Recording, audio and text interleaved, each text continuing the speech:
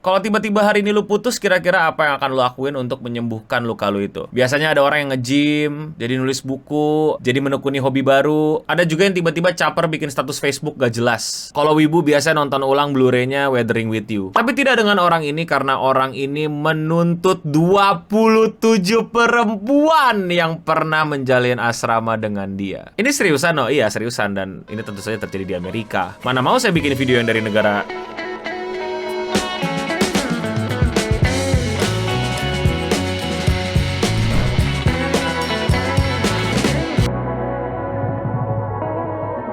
Chicago man sues 27 women over negative reviews in Facebook group calling him clingy and ghoster. Jadi ada orang dari Chicago menuntut 27 perempuan karena ngatain dia clingy. Clingy itu bahasa Indonesianya apa ya? Manja. Jadi kayak selalu pengen nempel, selalu pengen kontak fisik, selalu apa ya? Pengen deket-deket lu, itu definisi clingy. Nah kalau ghoster ya, ghosting, apa bahasa Indonesia ghosting yang gue juga baru pelajari akhir-akhir ini gitu. Jadi habis ngapa-ngapain ditinggal gitu aja gitu, nggak ada kabar. Enggak, ini bukan tentang pria ini melakukan apa ya, kayak penipuan duit, bawa kabur duit, ngilangin barang, atau amit-amit KS, atau mungkin dibohongin atau diapain. Enggak, ini sesimpel pria ini clingy dan tukang ghosting. Nah, cowoknya nggak terima, terus dituntutlah ke jalur hukum. A Chicago man is suing dozen of women for $75 million after they wrote negative reviews on a Facebook page describing him as clingy, claiming his reputation has been harmed.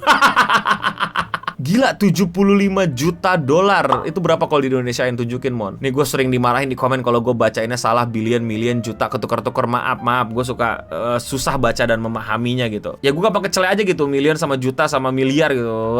Ribet banget bahasa Inggris, tapi tetap belajar bahasa Inggris. Dan ternyata 27 cewek ini tuh ngomongin dia di Facebook. Katanya tuh orang ini clingy dan pada setuju. The defendants broadcast their outrageous, cruel, and malicious lies about the plaintiff with knowledge that the statement were false or with reckless disregard as whether or not they were true, the complaint status. Buset, ini kata-kata hukum banget. Ini adalah kalimat-kalimat hukum banget yang mesti diterjemahin pakai bahasa Indonesia dan lu akan kaget gitu. Selebay apa pria ini menanggapi ledekan cewek-cewek yang pernah pacaran sama dia sebagai clingy. Bentar, gue pakai Google Translate dulu. Tergugat menyiarkan kebohongan yang keterlaluan, kejam, dan jahat tentang penggugat. Mereka dengan sembrono menyebarkan informasi tersebut dan mengabaikan apakah pernyataan tersebut benar atau tidak.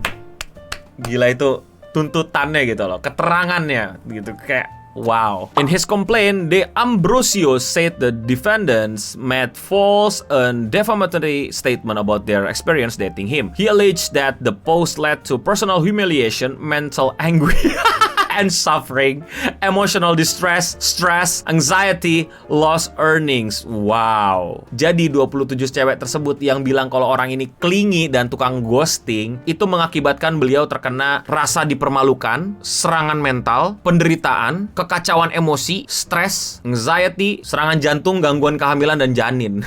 Kalian mungkin penasaran 27 perempuan ini tuh kira-kira nulis kayak gimana sih di Facebook tentang bapak ini? The woman allegedly post on Facebook group saying the Ambrosio became very clingy very fast, flaunted his money and kept talking about how I don't want to see his bad side, especially when he was on business call. Ya kasarnya cuman bilang, ya nih orang cepet banget jadi clingy. Ya udah, tapi ternyata tulisan tersebut menyebabkan berbagai macam kerugian bagi si Ambrosio ini. Setelah gue baca-baca lebih jauh, ternyata ini grup Facebook, grup yang private ya, tidak di-share ke publik. Dan emang grup itu isinya curhatan tentang experience para perempuan yang dating sama cowok apa, apakah mereka pacaran sama cowok yang sama, dan mereka mau share experience-nya. Gue gak tahu bagaimana UIT bekerja di Amerika sana, tapi it's a private group. Lu pada paham gak maksud gue? Jadi grup ini private, gak semua orang bisa masuk, gak semua orang bisa lihat. Tapi dengan adanya dia melakukan tuntutan ini, ya jadi pada tahu dong orang ini di-review sama orang-orang yang pernah ngedate dia kayak gimana. Ngerti gak lu maksud gue? Why you do this? You making it worse. Dengan membuat banyak orang jadi tahu, dengan akhirnya diliput berita, kasus lu bisa dilihat sama publik, orang jadi makin tahu dan makin menilai lu. Dan gue yakin ya sebelum orang ini beneran ngenuntut gitu ya, sampai jadiin ini kasus perkara, gak ada yang tahu tentang lu. Berita-berita gak ngangkat lu, tapi lu kasusin sehingga kasus lu bisa dilihat sama publik, orang-orang bisa tahu, dia angkat sama berita, orang jadi tahu tentang kasus lu. Lah bagaimana?